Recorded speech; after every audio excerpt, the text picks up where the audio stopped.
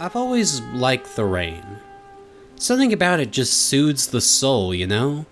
I mean, sure, we have big, huge storms that are scary because they give us an intimate look at how destructive nature can be at times, especially when we don't care for it. But, you know, a light, smooth rain, a drizzle maybe? That's what I'm talking about.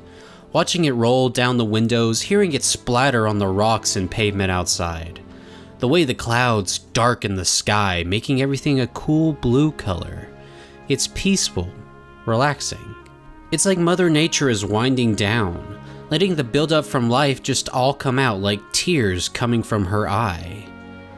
Rain feeds the beautiful flora of our planet. Rain loosens the hard, rough earth so it softens, allowing life to bloom.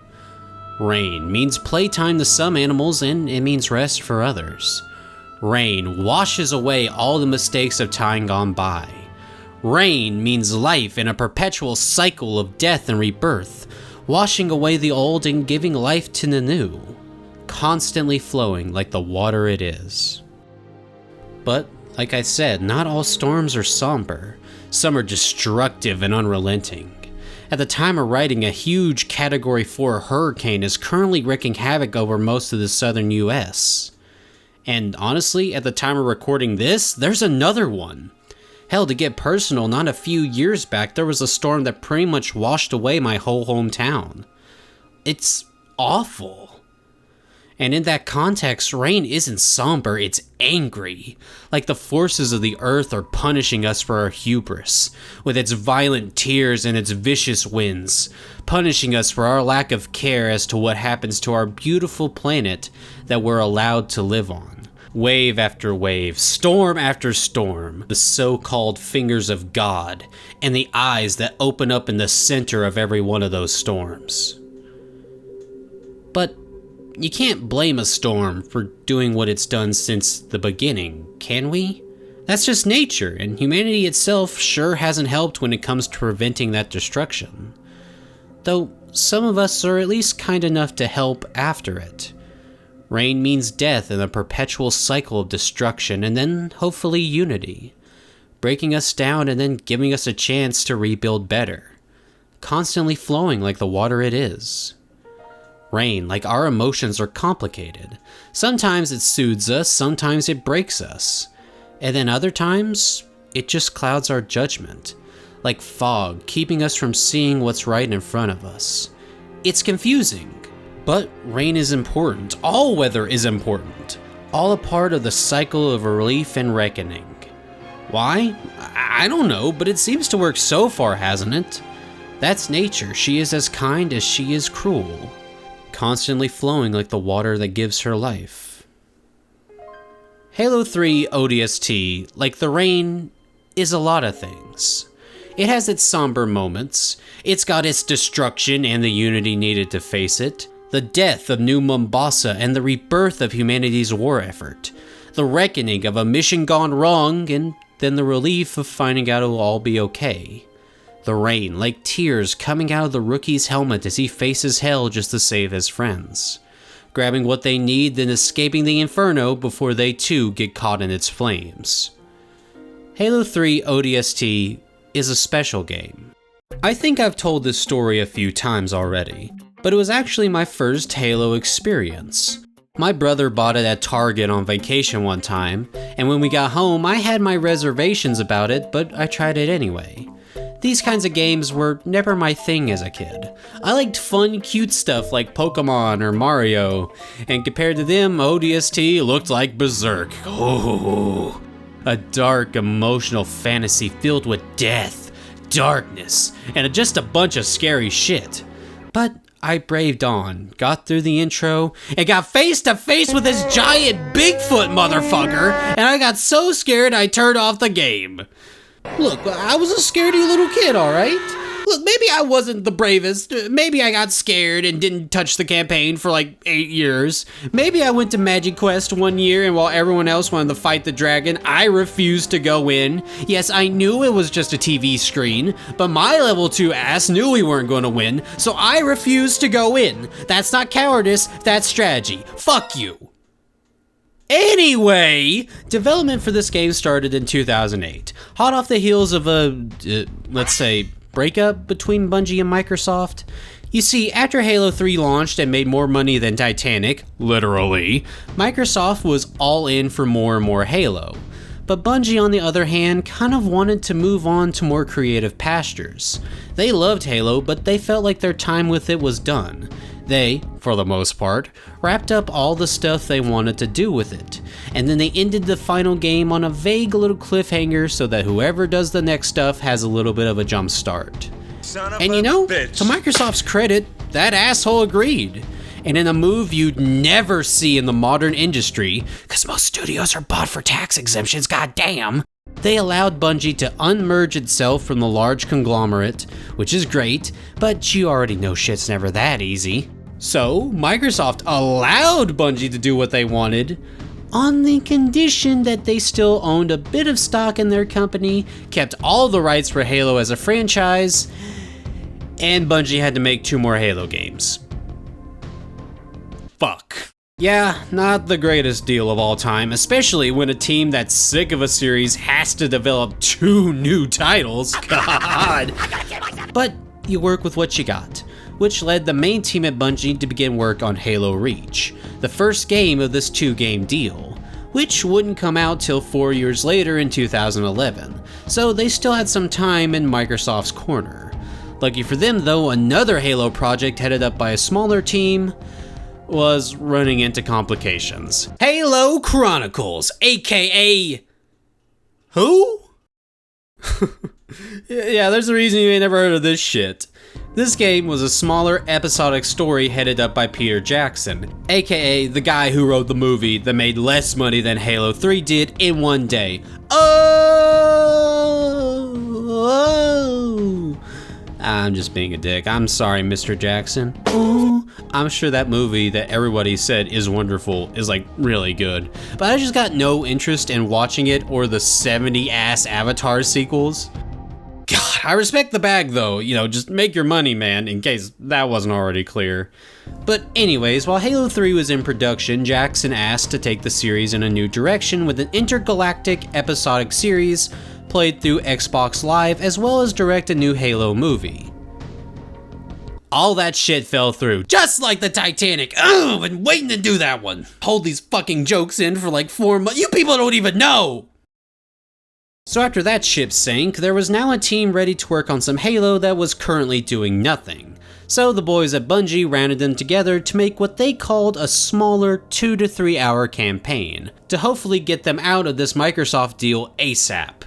Reusing the same engine and assets from Halo 3, Halo 3 ODST was going to be developed quickly in a speedy 12 to 14 month span. Bungie was interested in changing the formula that had Halo in a chokehold for the last 3 games, so it was decided early on to have a more open structure. But what to fill said structure with was a bit more complicated. Originally, they considered using the OG boys, Chief and Arby, but since this project was going to be so different anyway, they decided to focus on another group of characters. At first, they thought about using characters like an elite squad of, well, elites, or maybe normal human characters like Sergeant Johnson. But then they realized that 1, Johnson is not a normal human and is in fact like a G1 Spartan, and that they killed him along with all the normal people everybody already cared about. So that wasn't gonna work. So instead, they brought out the big, no, not the big, the smaller, big, yeah, there we go. Absolutely nothing. Say it again now. War. Normal Spec Op Troopers, ODSTs. Orbital Drop Shot Troopers. Expertly trained, heavily armored, with specialized helmets clad in a beautiful black and gray coating, with optional attachments to help each trooper with their specialized needs. Then, when it's time for these badasses to be dropped into a battle, they get into these small, tight coffins and are shot out of orbit into the battle. Oh my god, they're so cool. Can you tell I'm a fan? I mean, if you give me any options to customize my armor in Halo, and there's options for the ODST armor, you honestly should just throw the rest of that shit out, because I am not going to use it Unless it allows me to rock something so badass as a Norse Viking ODST from another dimension. Oh, it's so cool. I really should get started on that fan fiction I promised if y'all got me to 2,000 subs. Anyway, ODSTs are just so fucking cool. They're the most Spartan a normal person can be. Just the best of the standard human forces. They're so goddamn cool. I love them. I love their stupid orbital shit, and I'm in love with that helmet. I swear to the precursors that I'm gonna have that helmet one day. Look, I'm not a fan of like war or anything, but I genuinely believe that all men, and I do mean all men and probably a lot of women and thems, have an army thing that they are genuinely obsessed with. Whether it be fictional or like real life, you're just down to clown for all the lore and all the crazy shit about it. Hopefully not the politics for most of them. Whether it be Civil War Gatling gun trains, the different swords used by knights, the interesting place samurai were held in society, Star Wars battleships, Lord of the Rings mutant mammoths. Every man has an armor that they would wear every day, no questions asked. ODST, so fucking cool. These guys were in Halo 2, but they were just set dressing. A bunch of cooler Marines to have land alongside Chief on the ring. Here we get a lot more than that.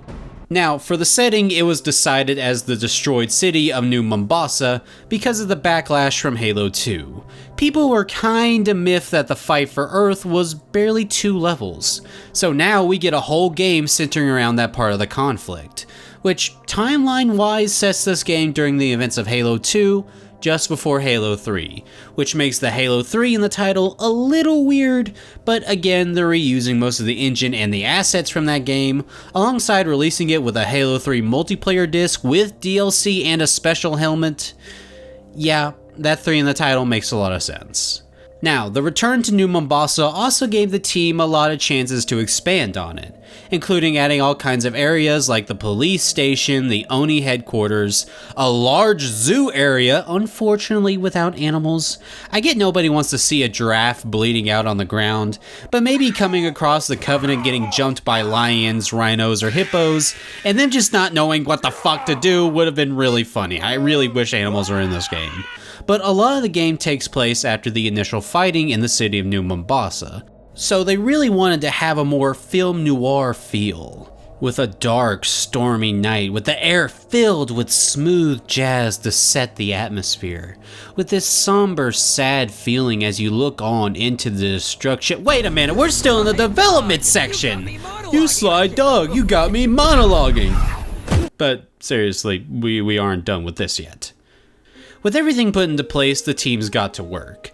Marketing-wise, the game was hinted at when Don Matrick, head of business at Microsoft, told MTV that a new game was in development outside of the main stuff in Wars, with the official reveal coming in E3 2008.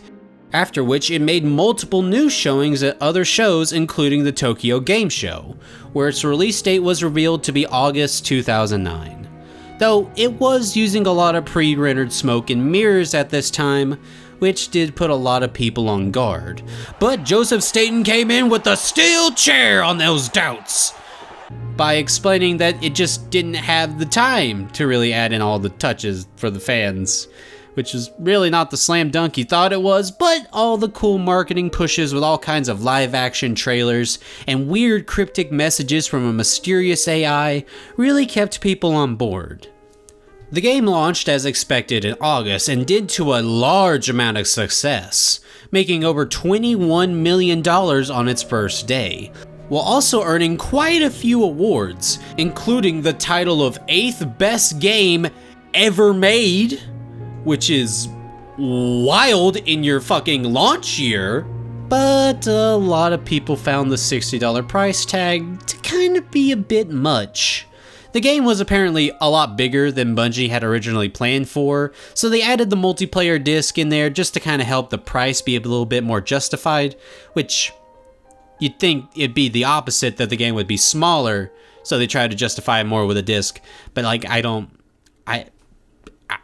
write the history, okay? I just read it back to you, okay? I wasn't there. Let's go to gameplay.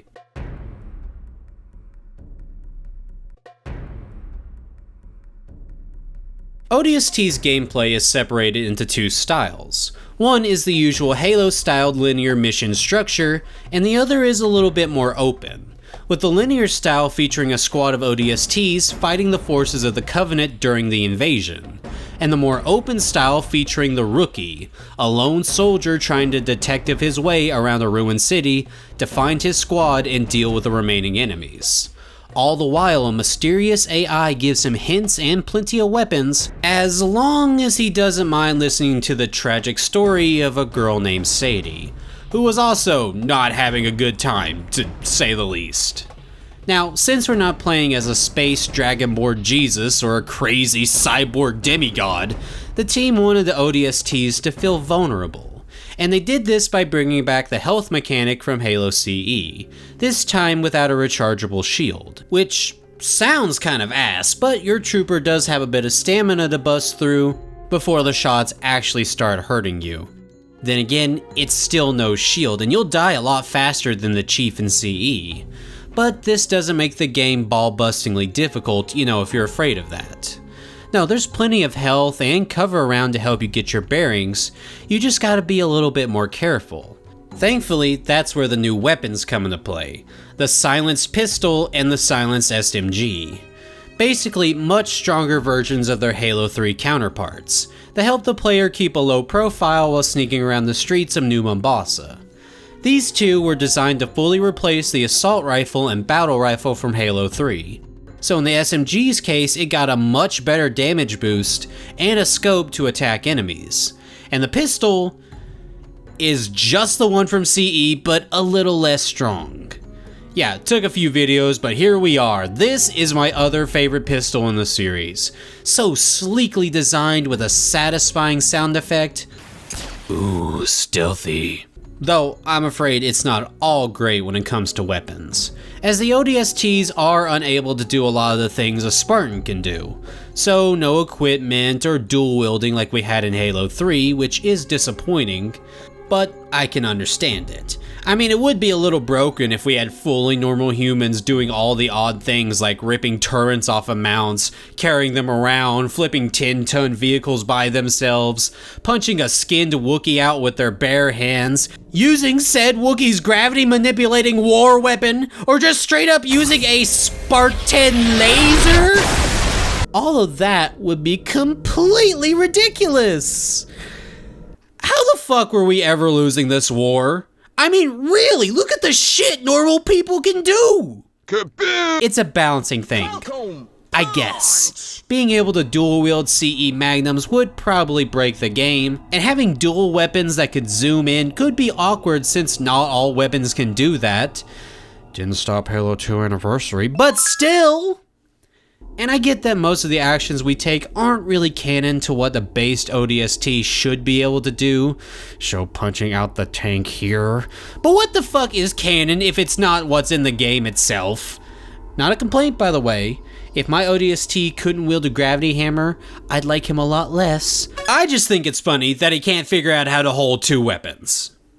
The ODSTs are also equipped with a visor system, which allows them to activate a HUD to locate enemies and friendlies in a battlefield, use a map to find out where to go next in the world, and even give you mission objectives or play audio logs found around the city. Now, here's where I got some problems. Okay, so, just gonna say it here, the city of New Mombasa is beautiful and haunting and awesome, and we'll go all over it a ton in the next section. But as a gameplay area, it's kind of mid. Like, a lot of this game is just reused locations copied and pasted into a larger city, which rocks because it's all well designed in a linear level or in like a PvE game mode. We'll get there. But in a large explorable area, it just kind of sucks when I think I'm in one place when I'm in a completely another place because the area is like the exact same layout just on the other side of the map. Especially because it's dark as shit in New Mombasa, which, yeah, I know it's nighttime and like the atmosphere. Plus that's what the visor's for, dumbass. But the visor sucks, okay? It's not night vision. It just gives me an outline of like objects in the area, and most of the time it works, but sometimes it fucking doesn't, and I might as well be blindfolded going through these areas. And it gets real bad when you have to search for Sadie's audio logs, because my god can these things be a huge pain to look for. And considering those things are the only thing you can do outside of heading the story objectives, I kinda wanna go after them, especially when they give me weapons and a mongoose to help me explore the city safer, which is why it boggles my mind that it's impossible to delete these things after you find them. Like, if you want to make a fresh start on like a new save, the data from the audio logs is kept no matter what. So you gotta do like I did and drag out your old Xbox 360 and clear off all your old save data if you want to find these things again. And I know, if you're a sane human, of course you'd want to skip this scavenger hunt and just get to the good stuff. But having that good stuff at the beginning every time you play is broken. Sure, I could ignore the mongoose and rockets in the starting area. It does kind of ruin the atmosphere, which, like the Titan Atlas, carries this part of the game on its back. But why would I ignore those upgrades? Exploring Mombasa can be pretty uninteresting or even infuriating at times, so of course I want the lane parts to go by faster. That's why these are in these areas. But I shouldn't want that. I promise I'll give Mombasa its due graces as soon as this section is over, but for now, it doesn't work as an explorable area. Too much of it is a copy and paste job, or it's just too dark to really look at. There's a few super cool and interesting areas to find in the city, but most of them house like a single audio log and like nothing else. Meaning on your returning playthroughs, you'll have no reason to go back to those areas. Instead, just mainline it to the story missions. And at that point, why not keep the level-to-level structure? Those levels are just fine. And with how the story is handled, taking out the open world sections and just replacing it with stages designed specifically around the rookie probably wouldn't change much of anything. It wasn't like there weren't any great examples about what good explorable worlds could be like in a game around this time, but Bungie was on a timeline, so something had to suffer.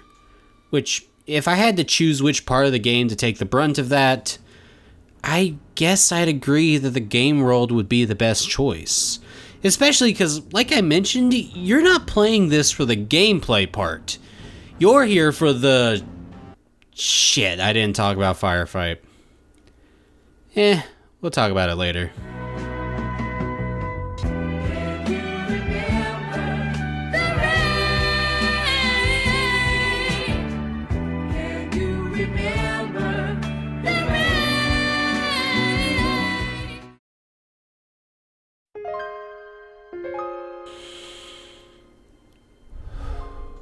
Man, this is literal peak. Like, how the fuck am I, or any other game dev, ever supposed to top whatever this is? The perfect lighting of the night sky contrasting with the fires burning around the once great city. The cool and warm colors mixing together like the Master Chief stirring a pot of stew, giving off this extremely somber vibe. This is the calm after the storm. Everyone is dead. Gone. You were too late to save anyone. There are signs everywhere of different conflicts, people's last screams for help that will never come. Now, only the echoes remain that beg us to never forget what happened here, or any other place destroyed by the Covenant. If you were ever wondering what the Chief and the crew were trying to prevent from happening to the universe, you just take a good look right here. This rapture, this is the cataclysm that all the planets would have faced if the Covenant got their way. Nothing left but some somber echoes of life, now long, long gone. The game can feel so quiet at times, which makes your blood boil all the more when you see the remaining Covenant troops either desecrating what's left of the city or claiming it as their own. The music is... fuck me, I can't stand it. Never has an OST ever made OST, ODST. Never has an OST made me so emotional as the jazz and piano pieces that play as the rookie checks through all the wreckage of all the monuments, all the corpses of this long gone place, just to find a scrap of what happened to his crew. And the fucking rain dripping down his helmet like tears when he finds nothing but mangled bits of armor and weapons, meaning that his team were fighting for their lives. But he finds no bodies, which means there's a chance they could still be alive. The rain, the rain, the rain, coming after the damage to wash away the aftermath or to try and comfort those who are still kicking in this apocalyptic scene. No, not apocalyptic. Post-apocalyptic. What's done is done. Now, it's just time to save what you can. Marty O'Donnell and his partner Michael Salvatore didn't want this to be another high-actiony cyborg story. They wanted this to be human. And to do that, it had to be intimate, personal, wet. Rain. The very first track composed for the game, and the very first piece of audio we ever heard from it, because it captures everything perfectly. Also known as the deference of darkness, Rain tells the story of ODST without any sort of context needed. It starts sad and somber like the rookie looking through the city just taking it all in, before then becoming triumphant, like he gets into the fight with those who hurt this beautiful place, or maybe he found a clue about his missing squad. It builds and builds and builds and builds and builds, and then he's dragged right back to those dark, quiet streets. Fucking perfect. This is the best video game track ever devised. I won't hear anything saying otherwise.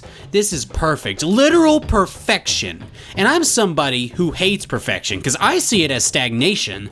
But when I hear this, I can't help but believe there is a ceiling that can be reached. Though, I guess I do have one complaint. Most of the versions of this track are without the rain and thunder and wind in the background. And I think it does a disservice to it. Check out any of those versions on YouTube with like rain added. I could go days listening to that one 12-hour loop. Hell, that's what I'm writing this video to right now. You see what I mean about the atmosphere carrying ODST? Like, you never hear about the normal campaign missions in the game, you know, the standard Halo fare. You only hear about the open city, and gameplay-wise, that's the worst part.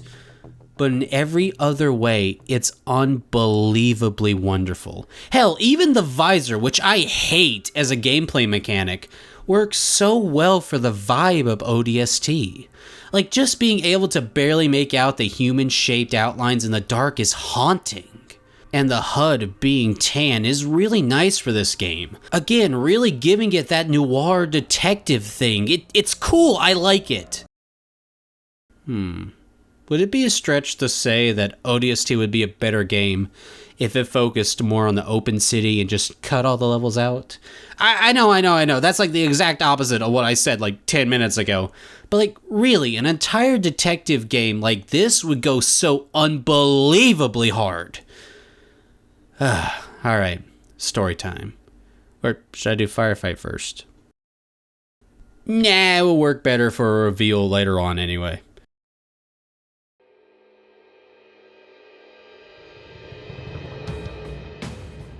Ooh, Star Wars reference. Yeah, no. This here is a bit of a war update based on the ones that used to show before films back in like the 40s, I think. Here, it's giving us good context on the state of the war from a non-super soldier perspective. The humans were always losing this war, but it never felt that way when all we saw were the Chiefs' back-to-back victories.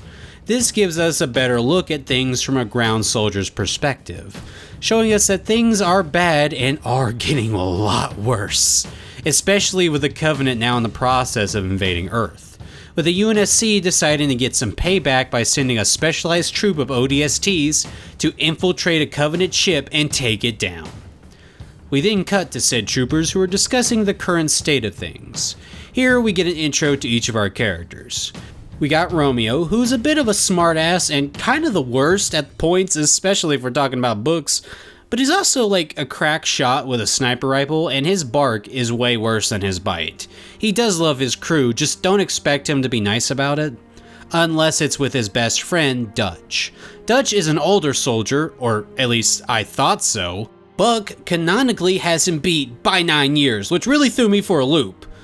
But Dutch here has a lot of respect for those who have lost their lives in this fight. He's seen a lot more fighting than the others, and he seems to be the kindest member of the group, which contrasts him well with Romeo. Also, I think he's religious. It doesn't come up a lot, but he makes multiple references to it. So, was that a yes or a no?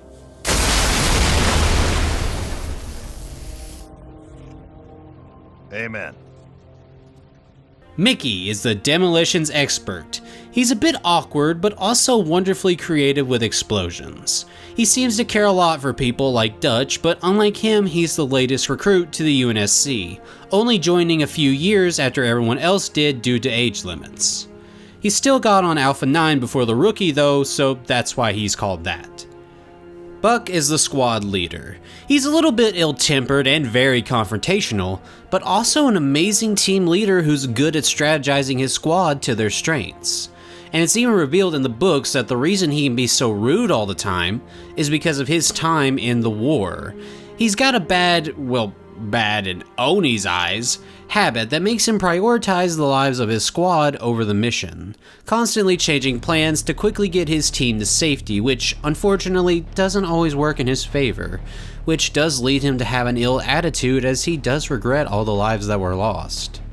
Veronica Dare is an Oni special agent who's worked with Buck in many operations, which has led to a budding romance between the two that only gets more and more strained as the war keeps making them do things that makes the other upset, especially when it comes to the Alpha 9 squad having to do all those missions for Oni, which, in case you're unaware, operations of naval intelligence, the real guys heading up the war from the shadows, who do a lot of things that they probably shouldn't be doing. You know, secret agent government bullshit, you know what this is. Veronica Dare is very much the kind of person opposite of Buck, who cares more about the mission than anything else. And the first time we see them in this game is during their latest argument surrounding what's really going on with our mission. You know, as well as adding some romantic tension to the story. Which just leads us to our last member, the rookie. The strong, silent type and the latest member to Alpha 9. But also not, because Alpha 9 was just for this mission? Yeah, this is kind of weird. The game kind of hints that Alpha 9 existed before this mission, but also says it was formed for it. They're called replacements later, which I don't completely understand, but whatever, let's just ignore that. Now, canonically speaking, Rookie is a well-trained fighter who's done plenty of battles before this mission came around. But he's the latest to Alpha 9, so he's called the Rookie. Also, he's very sleepy whenever he's not in combat, which is hilarious because he falls asleep like 3 separate times in this game. He's like Zoro, that's just the base state when shit's not going down. Otherwise, Rookie is just kind of a blank slate, just something for you, the player, to project yourself onto, allowing you to truly feel like a member of the UNSC. Though we'll get more unique character traits out of him a little later, so we'll cover that later. For now, it's time to start the mission. Each of the ODSTs get into their pods and begin to launch down towards hell in the form of a big purple spaceship. But before everyone can land on the thing, Veronica does something to make their pods change course to what she calls their real target. Unfortunately for both her and the boys, things start to go awry as, just like in Halo 2, we see the Covenant begin to make a slip space jump right in the heart of New Mombasa, the resulting blast separating our troopers.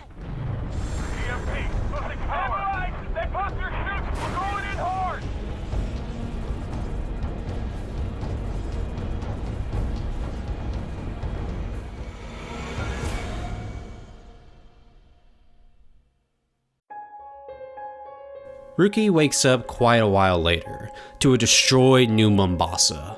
Lost and without much supplies or a crew, he begins to wander the streets, fighting off the remaining Covenant. While searching through, he comes across a public phone that seems to be ringing. He takes the call and gets in touch with Virgil, the AI that seemingly ran New Mombasa, and that's now wanting to help the rookie recover his lost squad and complete the mission, sending him beacons all across the map for him to find clues as to what happened to his team. Once Rookie finds one of these clues, we're taken to a flashback that gives context as to how that clue got to where it was. Beginning with Buck popping out of his pod in hopes of rescuing Veronica from hers. Not knowing you're a spook. Whoa, Buck! That's some wild shit to say while you're standing in a half-melted African megacity. Way to kick them while they're down, asshole! Of course, he meant it in a government agent sort of way, but notice how he never says that shit when Romeo is in the room. Anyway, Buck and Romeo find Dare's pod, which has this weird floating bubblegum slug hanging around it, which Romeo kills and it explodes Dare's helmet into the screen where the rookie finds it. Later, the rookie comes across a warthog, asterisk, that was driven by Dutch at the end of his zoo level, which then leads him to find Mickey's stuff, and learn about how he and Dutch met up and blew up a nest of bugs in the Oni building, which then led them to meet up with Buck and Romeo at the police station, which went very poorly for Romeo, and then they try to steal an alien ship to get out of there. Basically, all that crazy shit happened while the rookie was asleep. And I have to wonder, is he seeing all this flashback stuff, or is this just his own deduction as to what probably happened? Or is he just picking up random shit and just wondering, what the fuck does this have to do with anything? Maybe he recognizes the object, but the context is just super lost on him. Or maybe just Virgil is just telling him what all this is. Okay, I get Virgil. What's the story with this rock? Oh, that is a rock Mickey stuffed his middle left toe on during their exciting escape from the Covenant. Ah, neat. Why'd you show me this? Because it was the last thing Mickey did before he hijacked a Covenant ship. Oh, shit, do they still have that? Yes, they've been driving around the city looking for Veronica Dare for the last 6 hours. Virgil? Yes, Lance Corporal? How long have you known they were flying around looking for me? Well, before you woke up, sir, when I recorded and started actively tracking their ship 6 hours before your awakening. That was a sentence I just said. Then why didn't you tell me? Honestly, I have no idea. I low-key just kinda wanted to test you to see if you're trustworthy, and you're the only one I could show the full story of my dear friend Sadie to. Oh. Well, I guess that's inconvenient, because I've been fighting onslaught after onslaught of vicious enemies by myself for 2 hours, especially because you could have just uploaded those audio logs to my visor. But I'm glad to make your acquaintance, and I agree that the story of Sadie needed to be told and recorded so that we know what truly happened here. Also, I feel the need to correct your query from earlier. Yeah, sure, just shut me down, I guess. They weren't looking for you, they were looking for Special Agent Veronica Dare. They kind of just brushed you aside as dead after one sentence mentioned you. Kinda shocking knowing Sergeant Buck's service history, and I seem to have upset you. Would you like to know the location of Veronica Dare? Another thing I've known the entire time? So that you can assist her in saving me? Just going to ping that on your map, sir. Uh-oh. Speaking on Virgil's friend Sadie, as Rookie explores the city, he'll find that ringing noise again. And using that, plus some kinda help from hints from Virgil, he's able to find and listen to all of Sadie's story. The daughter of an Oni scientist as she tries to begin and escape New Mombasa, aka Hell. And I do mean that literally. Sadie's story takes heavy inspiration from Dante's Inferno, the ever-popular Bible fanfiction that features the artist travel down to each circle of hell and witness the occupant's sins. The book is actually a huge inspiration for lots of really important literature, and it probably deserves to be remembered as more than just the first Wattpad entry, though my god does that description work a lot better than it should. It can be a tough read though, so I recommend Wendigoon's videos on it and its 2 sequels. Cause my god, just like that 12-year-old Loud House fan, when Dante gets that pen and it hits the paper, it's just God's will. Those two did not stop writing. But anyways, Sadie goes through her own inferno trying to reach the center so she can save her dad and get out of Dodge. I actually really like this story a lot, with not only how it parallels the old story very well, but also how it perfectly depicts how humans would act in a crisis situation, whether it's falling back on their vices or damning everyone to save themselves. Doing your best to keep the community calm and keep hope alive, or immediately using your power and status to a child. Oh my god! Sadie is a better man than me, cause as soon as this piece of dog shit even thought about doing what he did to her, immediate shot through the skull. Kinsler is lucky he got to be the main antagonist throughout the side venture, cause my ass would have immediately put him down like the scum he is. Narratively satisfying death be damned, hashtag let Sadie shoot a bitch. If we can have one for Rao and Sayland, we can have one for Sadie and ODST. After skulking around the city for long enough, Rookie is led to the tunnels down beneath, where Dare had originally wanted Alpha 9 to go, and I can see why.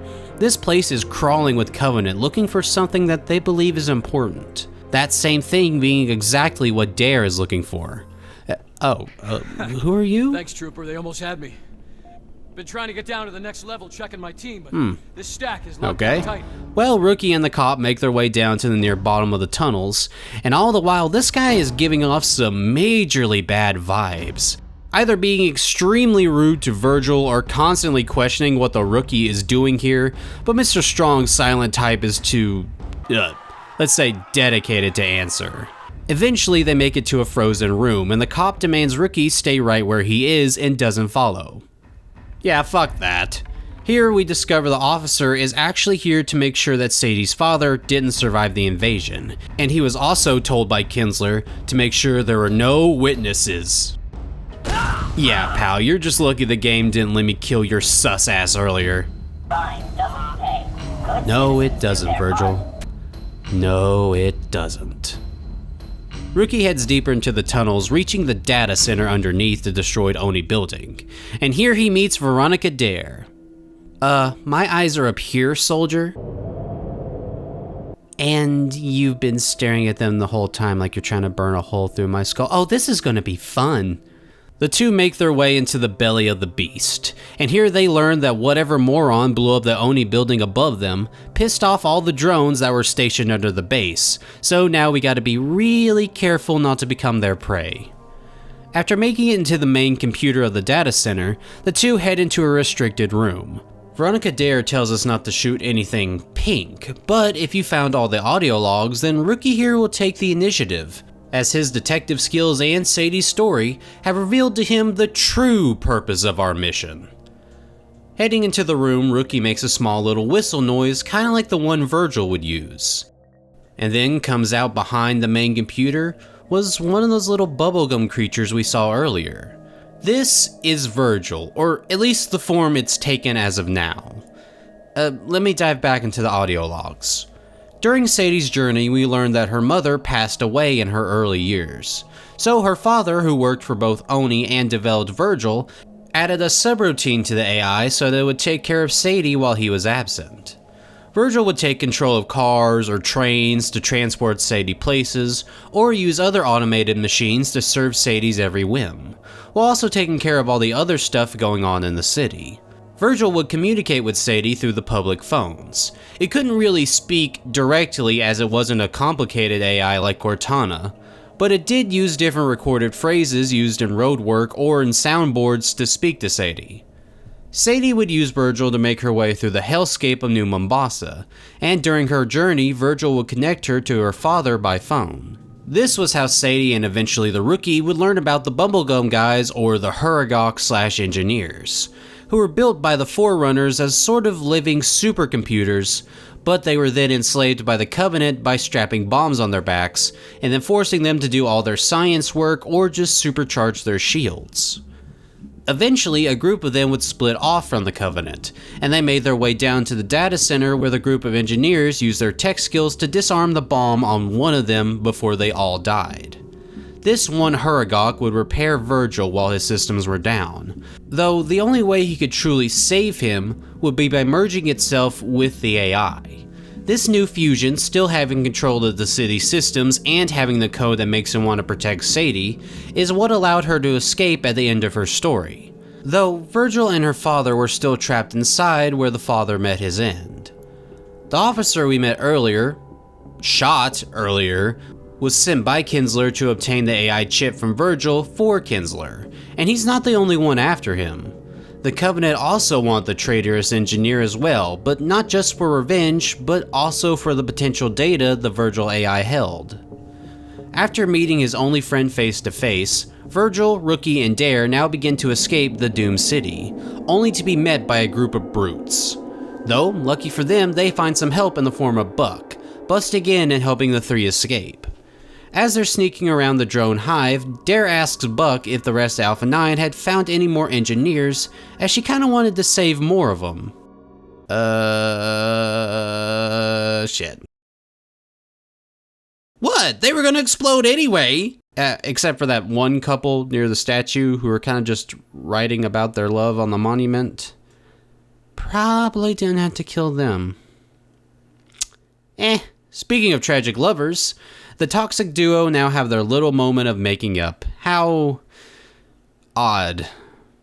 Oh, Mr. Rookie, is this normal in human society? Did that motherfucker leave me to die for some coochie? Oh, okay, you're still on that. Once the team reaches the surface, they need to devise a plan. While Dare and Buck keep bickering, Virgil and Rookie, the ones actually doing shit, procure a garbage truck to transport the engineer. Haha, he crushed Kinsler in one of those. Also, I love seeing the civilian version of marine technology, and the elephant being a garbage truck but supersized is just hilarious. I love that. Dare and Virgil take the truck while Bookie and Rookie, what am I on? Dare and Virgil take the truck while Buck and Rookie take multiple warthogs and eventually a tank to keep them covered. But not before Buck gives Rookie some much needed dating advice. Make sure she's got both. I'm never getting the apology, am I? As the group make their way down the highway, they're attacked by multiple forces of Covenant soldiers and a fucking scarab! Oh! Oh no! The woman you left me to die for and the AI that sent me on a wild goose chase are dead. Oh no! No, that's terrible. Either way, the four make it to the Sanctuary Reserve's parking lot where they play around a firefight, before being airlifted out of there by the rest of Alpha 9. Watching as the Covenant continue to excavate the city of New Mombasa, finding exactly what they're looking for. But that's for the Master Chief to deal with. For our boys at Alpha 9, it's time to get the fuck out of here! While also reflecting on the mission they just survived. It was a hell of a night. Tell me about it! We then cut a few months later where the squad and Virgil meet up with Sergeant Johnson, and it's here that the engineers make their alliance with the humans official, leading us into Halo 3. Except it doesn't, because there's genuinely not enough time between 2 and 3 for this conversation to really happen. Unless the Chief and the artifact took literal months in slip space to get to Earth, which I guess explains how Johnson and Arby got there before Chief in 3. I'll let the wikis sort that out. For now, that's ODST's story. And yeah, it's good. Really good. I mean, there's a few holes, like the timeline of things in the story and how it fits in with the trilogy's timelines, but that's not really that big of a deal to me. All 3 games taking place over 3 months is a little crazy to think about, so them stretching things out to fit in another really good story is fine by me. The idea that Virgil could have just told Rookie everything is something I'm really just playing as a joke, because in canon it is true that Rookie pieced everything together based on the clues that he finds, though we really aren't shown his thought process, which probably would have been interesting. I mean, he just kind of figures all the shit out from just a half-bent sniper rifle. Okay. Virgil very well could have showed him some recordings that he took of their missions, but with New Mombasa being the destroyed wreck it is, he definitely didn't have the surveillance systems to really keep track of everything. Though him leading Rookie through a New Mombasa, slowly telling the story of Sadie, is meant to parallel Dante's Inferno, especially with a Virgil leading our character around till they reach the bottom of hell that's frozen over.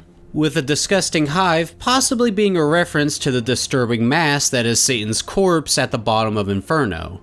Though, I guess Sadie's story can only be a factor if you decided to go after it. And since it could be such a pain to do so even with a guide, I can't imagine most did. The actual squad Alpha 9 are also fairly underdeveloped. A lot of the details I told you about them in the beginning of this section comes from the expanded media outside of the game, and I would have liked to see them interact more within the game. But for the most part, they just kind of act like the typical Marines, which is kind of the point of all this. And it's fun to play as the wild smart alecks that made our previous adventures so much fun. I don't care for the relationship stuff between Dare and Buck, it just got so old for me. But all that alongside all the really interesting details from Sadie's story, I have to say I do really like ODST's narrative, especially with how much of it isn't said, but instead shown with the destroyed New Mombasa. If they ever rebuilt this place, would it be New Mombasa, or would it be like Mombasa Jr.? What the fuck am I talking about? Let's get in the firefight! Firefight!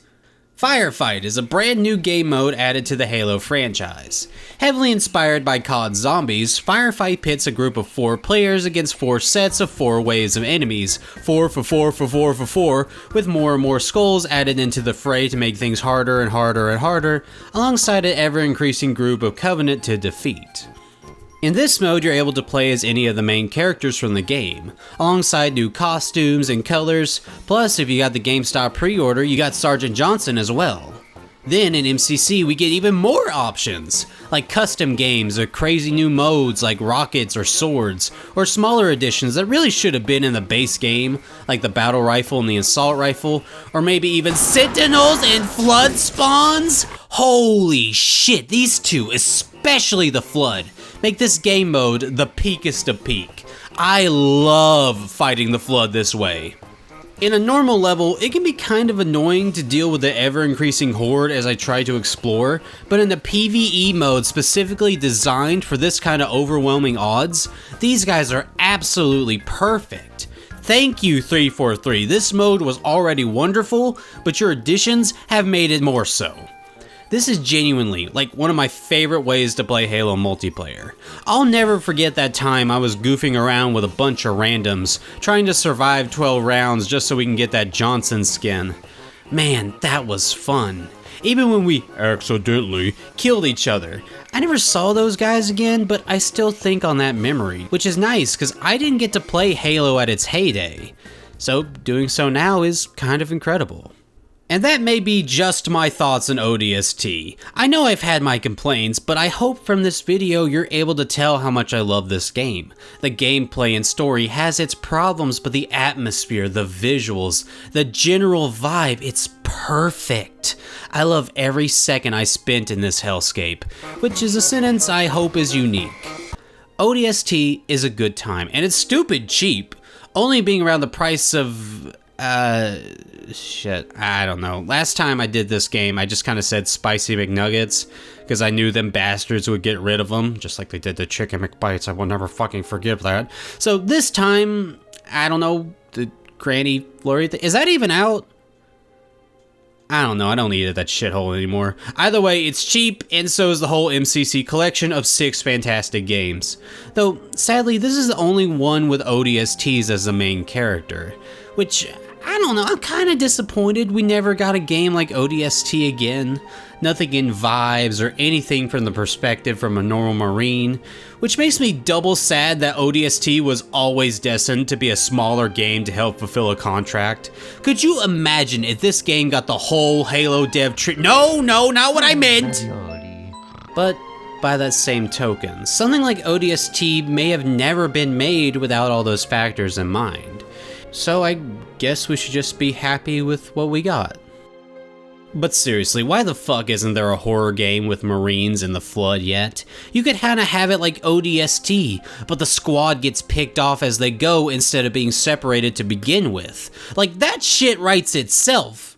Though on writing itself, I think we can all agree that a game that featured all of us coming together to hop in coffin-styled pods to fight off a bunch of aliens all ODST style would have made for a blockbuster title.